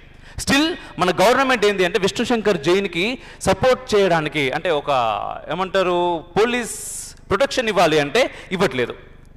మనం ఏంటి అంటే అడుక్కుంటా ఉన్నాం అనమాట, పోలీస్ ప్రొటెక్షన్ ఇవ్వండి మా న్యాయవాదికి, ఆయన మా కోసం పోరాడుతున్నాడు అని చెప్పేసి. సో మనమందరం కూడా అలా అడుక్కోవడానికి ఇక్కడ స్కానర్ ఉంది. ఎందుకంటే మన దౌర్భాగ్యం, గవర్నమెంట్ ఖచ్చితంగా నిలబడాలి కానీ నిలబడలేకపోతుంది. సో మనమైనా నిలబడాలి వారి కోసం. దయచేసి మీరు అందరూ నిలబడాలి. ఈ స్కానర్ ఇక్కడే కాదు, బయట మీరు ఎంట్రన్స్ దగ్గర కూడా పెట్టడం జరిగింది.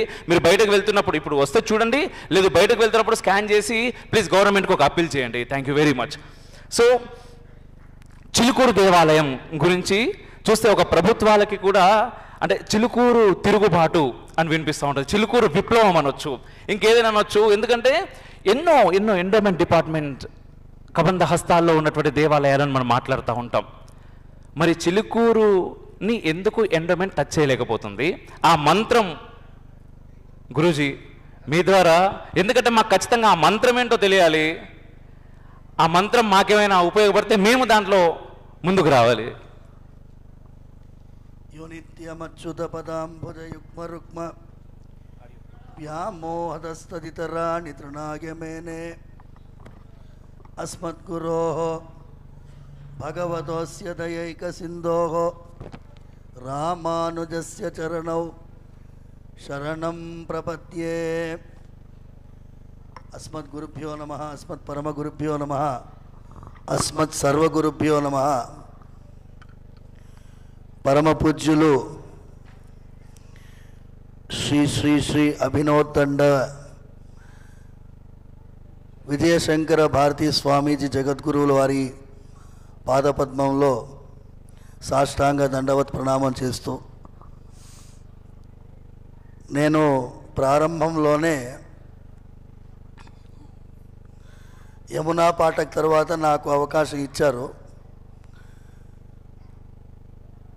నా సౌభాగ్యం యతీశ్వరుల సమక్షంలో నా మాట నిలబెట్టే భాగ్యం దొరికింది నాకు.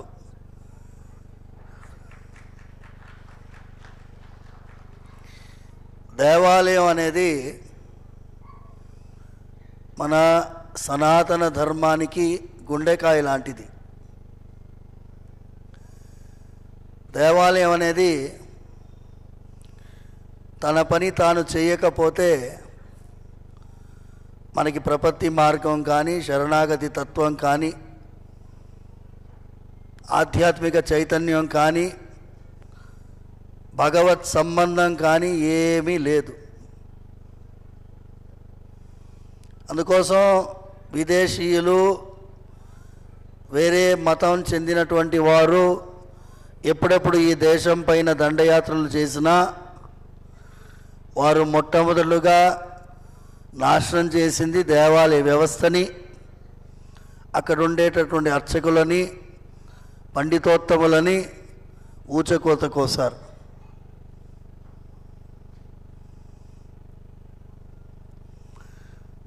మనం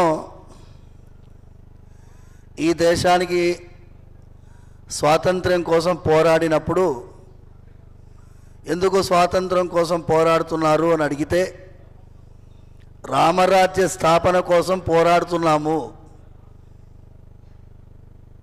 అని స్వాతంత్ర ఉద్యమంలో ఉన్నటువంటి వాళ్ళు చాలామంది మనకి చెప్పారు.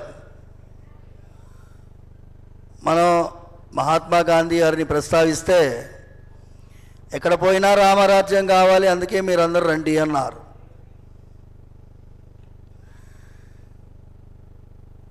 జనవరి 22 పోయిన ఏడాది శ్రీరాముల వారి బాలరామ విగ్రహ పునఃప్రతిష్ఠ, నేను పునఃప్రతిష్ఠ అంటాను.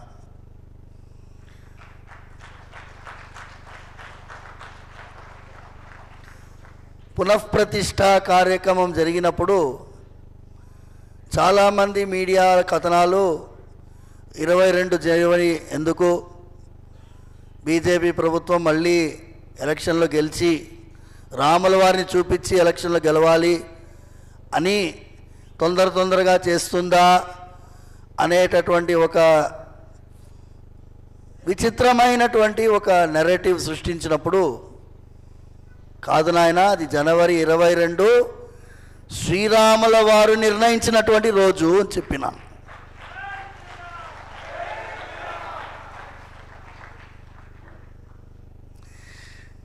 మేము ఆరాధన చేసేటప్పుడు భగవానేవ స్వనీయామ్య స్వరూపస్థితి ప్రవృత్తి స్వశేషతైక రసేన స్వారాధనైక ప్రయోజనాయ పరమపురుష స్వయమేవ కారయతి.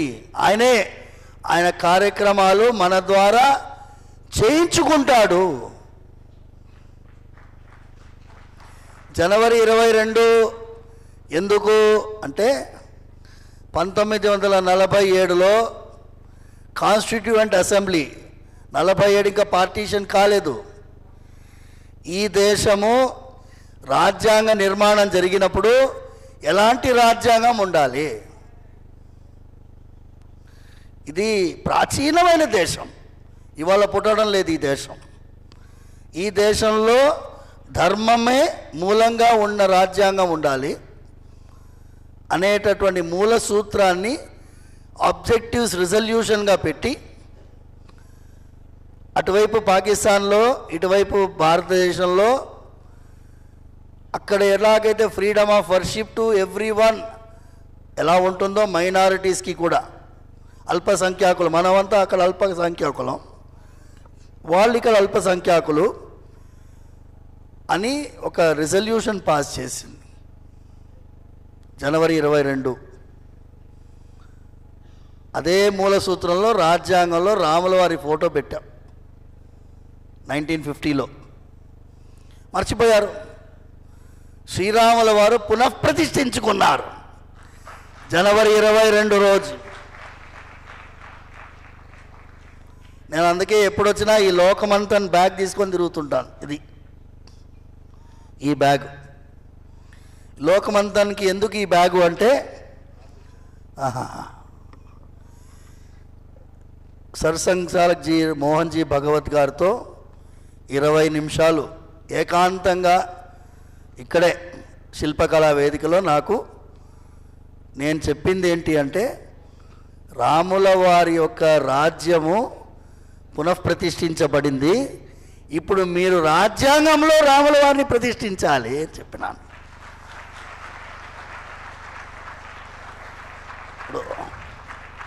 ఇప్పుడు మోనికా గారు, మన శర్మ గారు, యమునా పాఠక్ గారు వీరంతా ఏమన్నారు, ప్రాబ్లం ఏంటి? We are all law abiding citizens. రాజ్యాంగబద్ధంగా, న్యాయబద్ధంగా, ధర్మబద్ధంగా జీవించే వాళ్ళం మనం. 1000 మంది కలిసి వెళ్ళి తల నరకాలని ఆలోచించేటటువంటి దుర్మార్గ బుద్ధి మనకి లేదు. మనకిచ్చినటువంటి న్యాయం ఏంటి, చట్టం ఏంటి, ధర్మం ఏంటి, దాని ప్రకారం మేము జీవిస్తాం. మీరు రాజ్యాంగంలో మాకు ఫ్రీడమ్ ఆఫ్ వర్షిప్ ఇచ్చారు, ఎక్కడా ఫ్రీడమ్?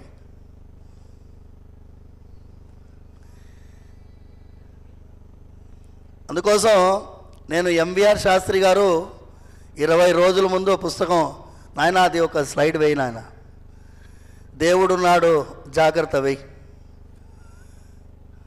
దాని టైటిలే దేవుడున్నాడు జాగ్రత్త అని పెట్టారు టైటిల్. దేవుడున్నాడు జాగ్రత్త, దేవుడు చూస్తున్నాడు జాగ్రత్త, దేవుడే చేస్తాడు జాగ్రత్త, మన ద్వారా చేస్తాడు. ఇప్పుడు అమోఘ్ దేశపతి చిలుకూరు ఎలాగైతే మీరు ఎలా కాపాడుకున్నారు, మా నాన్నగారండి, ఇవాళ 89 ఏళ్ల వయసు ఆయనకి. సౌందరరాజన్ గారు దేవాలయంలో ఆదాయం ప్రకారం విభజించడం జరిగింది. 6A, 6B, 6C. ఎంత దౌర్భాగ్యం చూడండి. Can you break the temple system as per their income? Because today the court only accepts the language of English. Question అడగాలి కదా. ఓ దేవాలయం, ప్రాచీనమైన దేవాలయం, 3000 ఎకరాల భూమి ఉన్న దేవాలయం, కానీ అక్కడ ఎవ్వడు పోవడానికి లేదు, దీపం పెట్టడానికి లేదు, అక్కడ అన్యాక్రాంతమైన కాపాడేవాడు లేడు. అదే దేవాలయం 2 కోట్ల రూపాయలు యాన్యువల్ ఇన్కమ్ వస్తే ఈవో గారికి ఒక ఇన్నోవా కారు, ఆయనకి 3 బంట్రోతులు, ఇంట్లో బట్టలు ఉతికేటోడు, మొత్తం పరాఫర్నీలియా ఉంటుంది. కానీ 2 అర్చకులు ఉంటారు. వాడు 60 ఏళ్ళ ముసలోడు ఉంటాడు, ఇంకోటి వంట చేసేటోడు 65 ఏళ్ళోడు ఉంటాడు. వేదం ఉండదు, అక్కడ పౌరాణికం ఉండదు. ఏ కారణం చేత దేవాలయం ఉందో అది లేదు. నాన్నగారు ఏమన్నారంటే 50,000 రూపాయల కంటే ఎక్కువ ఆదాయం ఉన్న దేవాలయం అయితే ఈవో తప్పకుండా ఉండాలి కదా. మా దేవాలయంకి ఆదాయమే లేదు, 0, హుండీ లేదు, మాకు టికెట్ వద్దు, వచ్చినోడు తిరిగిపోతాడు, వెళ్ళిపోతాడు. There is no hundi, 0 income temple.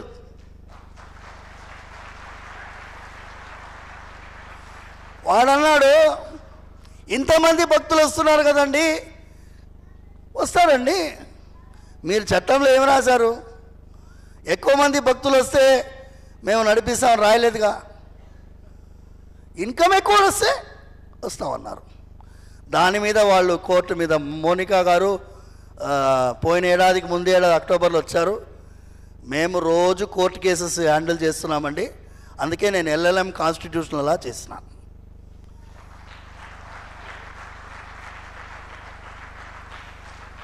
LLM constitutional law 42 years నా ఏజ్. అప్పుడు నాన్నగారు అన్నారు, ఒరేయ్ నువ్వు లా చదవాలిరా అన్నారు. నేను ఎందుకు లా చదవాలి నాన్నగారు? కావాలంటే ఇంకో విశ్వామిత్ర సంహితనో లేక పౌష్కర సంహితనో ఇంకో సంహిత చదువుతాను. నువ్వు లా చదవాలి, దేవాలయ వ్యవస్థ కాపాడాలంటే లా చదవాలిరా అన్నాడు.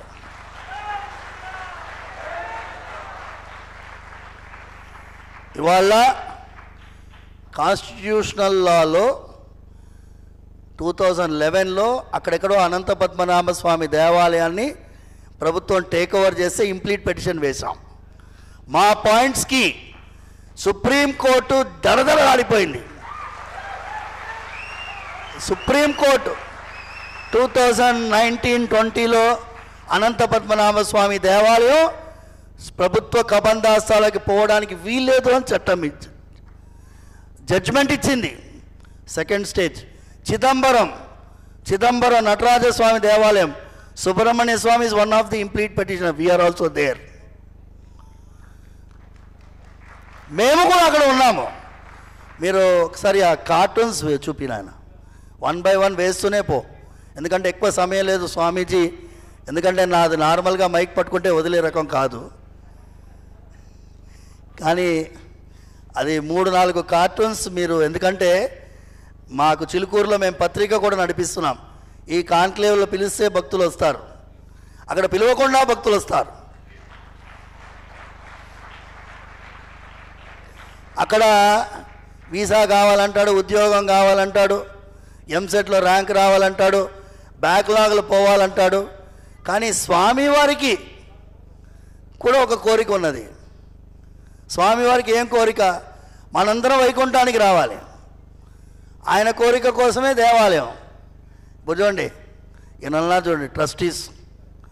నేను వేసిన కార్టూన్ ఇది. వీళ్ళని కూడా ట్రస్టీగా అప్లై చేయడానికి వచ్చారు సార్ అని అంటున్నాడు మినిస్టర్ గారి పిహెచ్సిలో. ఇంతకంటే విజువల్ ఎఫెక్ట్ ఉంటుందా ఉండదా? Next cartoon. ఇది మన సూర్యనారాయణ వెళ్ళిపోయారా? ఆ కాలంలో వేదాధ్యయనం చేసేవాళ్ళు. ఇప్పుడు అర్చకుడికి చిరిగిన బట్టలు, నేను పిల్లోడిని తీసుకుపోయి కాన్వెంట్ స్కూల్లో జాయిన్ చేస్తా, పిల్లోడికి అర్చకత్వం ఎందుకు? వంశపారంపర్య అర్చకత్వాన్ని చిన్నాభిన్నం చేసింది కాబట్టి ఈ వ్యవస్థ ఇట్లా అయిపోయింది అని. నాడు నేడు గోపురం పైన చెట్లు అన్నీ మొలిచినాయి, దేవాలయం అంధకార బందిరంగా అయిపోయింది, అర్చక వ్యవస్థ చిన్నాభిన్నం అయిపోయింది. నేను ఈ చిన్న పెన్నుతో కార్టూన్, చిన్న దాసుడు వేసిన కార్టూన్. రెండోది ఇంకోటి, ఆ కాలంలో రాజులు మాన్యాలు ఆభరణాలు అన్నీ ఇచ్చారు. ఇప్పుడు ఈయన అంటున్నాడు అన్నీ అమ్మేశాం సార్, భూములు అమ్మేశాం, ఆభరణాలు అమ్మేశాం, ఇక విగ్రహాలు మాత్రం మిగిలాయి సార్ అంటున్నాడు వాడు.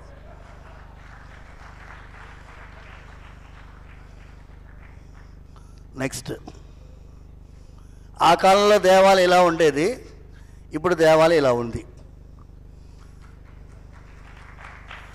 స్వామివారు కనిపించడం లేదు, హుండీ మాత్రం కనిపిస్తుంది. హుండీలో డబ్బులు వేయాలి, అర్చనకి టికెట్ ఇక్కడ కొనాలి. ఇది స్వామివారు కనిపిస్తున్నారా మీకు? అది ఆ కాల వైభవం, ఇది ఈ కాల దౌర్భాగ్యం. నెక్స్ట్, ఇది ఆ కాలంలో దేవాలయం, ఇది ఈ కాలంలో దేవాలయం.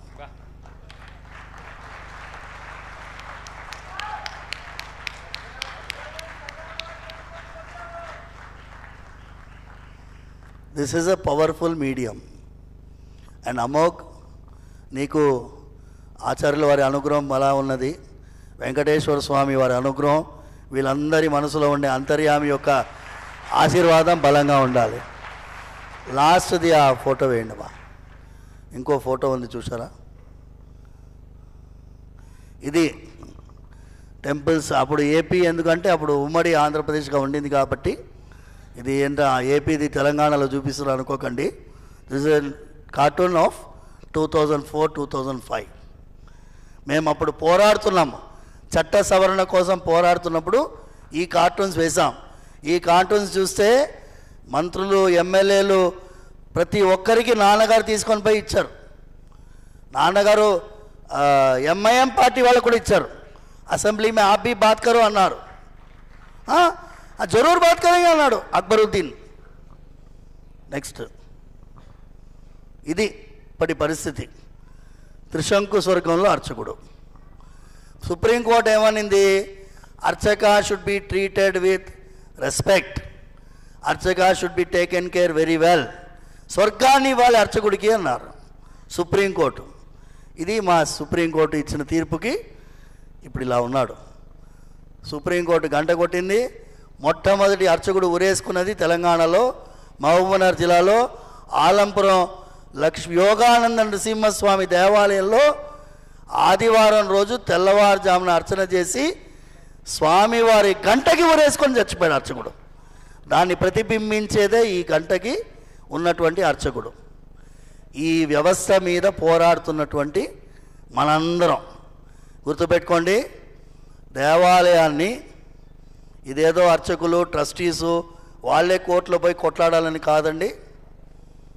సపోజ్ ఇప్పుడు ఈ వేదిక మీద చెప్తున్నాను, రేపటి రోజు దేవాదాయ శాఖని ఒక 5,000 మంది ముట్టడించాలి అని నేను పిలిచానంటే ఎంతమంది వస్తారు? చెయ్యొద్దండి. ఆడవాళ్ళు, మగవాళ్ళు, వృద్ధులు, పిల్లలు మా దేవాలయాలు మేము పూజించుకునేటట్టు ఉండాలి అని పిలిపిస్తే ఎంతమంది వస్తారు? చెయ్యొద్దండి. జై శ్రీరామ్, బోలో చిలుకూరు బాలాజీ భగవాన్కి, భారత్ మాతాకి. ఇది ధర్మాన్ని రక్షించే విధానం. ఇది మనకి వాళ్ళు శత్రువులు కాదు, మనకి మనమే. అర్జునుడికి విశ్వరూపం చూపించాడు, దుర్యోధనుడిని చూపించలేదే. ధర్మరాజుకి కూడా చూపించలేదు. మనం అర్జునుడు లాంటి వాళ్ళం. మనలో 2 గుణాలు ఉండాలి. ఒకటి అర్జునుడు లాంటి గుణం ఉండాలి, రెండవది ఆంజనేయ స్వామి లాంటి గుణం ఉండాలి. దేనికన్నా తెగించే గుణం ఉండాలి, గురువు గారు చెప్పినట్టు ప్రవర్తించే గుణం ఉండాలి. ఈ 2 గుణాలు ఉంటే మీరు ఆన్లైన్లోనే ఉండండి, ఆఫ్లైన్లో ఉండండి. పిలిచినప్పుడు ఆఫ్లైన్లో రావాలి, తెలియనప్పుడు ఆన్లైన్లో ఇన్ఫర్మేషన్ తెలుసుకోవాలి. సర్వే జనా సుఖినో భవంతు, సమస్త సన్మంగళాని భవంతు.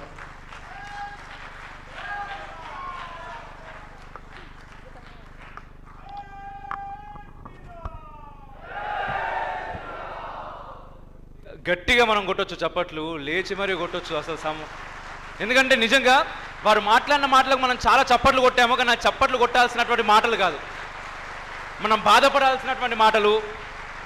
నిజంగా ఒక్కొక్క కార్టూన్ చూస్తూ ఉంటే ఈ గుండెకి ఏదో బయటకు పిండేసినట్టుగా అనిపిస్తుంది నాకు. బట్ ఆ రోజులు మారాలి. ఆ రోజులు మారాలంటే సనాతన సైన్యం మన ద్వారా బయటకు రావాలి. ఇంతకుముందు గురువు గారు అన్నారు కదా, రేపటి నాడు నేను ఒక పిలుపునిస్తే ఎంతమంది వస్తారయ్యా అని చెప్పేసి. మనం ఇక్కడ ఉన్న వాళ్ళమే వచ్చుడు కాదు, ఇక్కడ ఉన్న వాళ్ళం ఒక్కొక్కళ్ళం ఒక శక్తి మనిషికి 1000 మందిని తీసుకొని వచ్చేటట్టు తయారు కావాలి. అవుతారు ఖచ్చితంగా. భారత్ మాతాకి.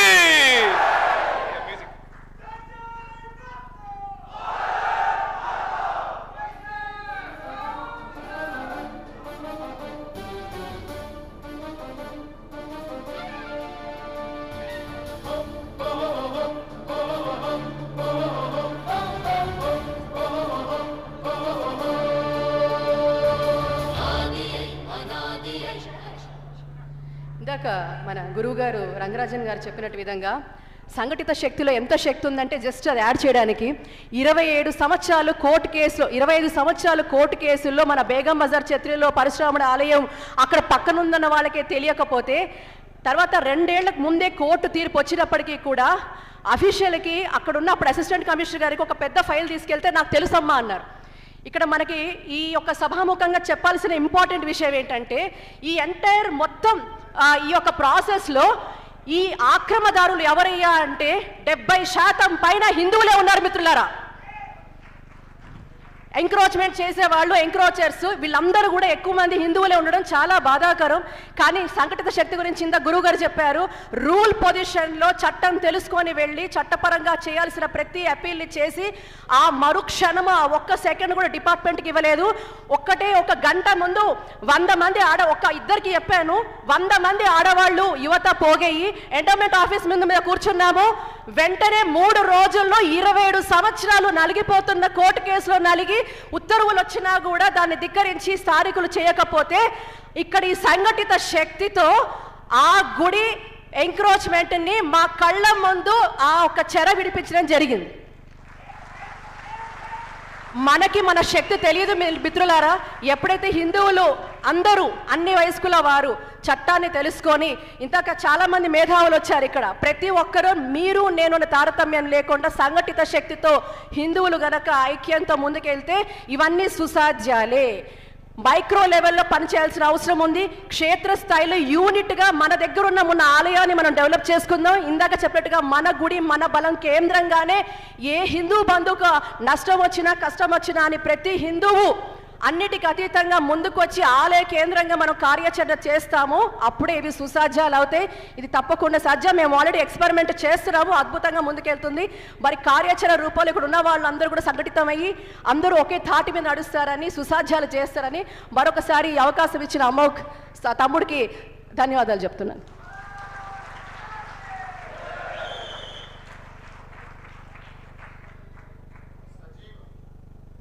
సజీవ వాహిని సనాతన ధర్మం అనేటువంటి వేదం నుంచి ప్రబంధం దాకా ఒక బృహత్ గ్రంథం. ముఖ్యమంత్రి వద్ద ప్రధాన ప్రజా సంబంధాల అధికారిగా పనిచేసిన వనంజ్వాల నరసింహారావు గారు చాలా అధ్యయనం చేసి సనాతన ధర్మం గురించి పురాణాలు, వేదాలు, ఉపనిషత్తులు అన్నిట్లలో ఉండేటువంటి ప్రస్తావనలు చేస్తూ అందరికీ సరళమైన తెలుగు భాషలో రాసిన గ్రంథం ఇది. ఒక 50 పుస్తకాలు తెచ్చాను. ఇది దర్శనం ప్రచురించింది. ఇక్కడ పెద్దలు స్వామివారు కూడా ఆవిష్కరించారు. ఇక్కడున్న వక్తలు పెద్దలందరికీ కూడా ఈ పుస్తకాలు తీసుకోండి. కావాలంటే కూడా నన్ను సంప్రదిస్తే నేను మీకు తర్వాత ఇస్తాను. ధన్యవాదాలు.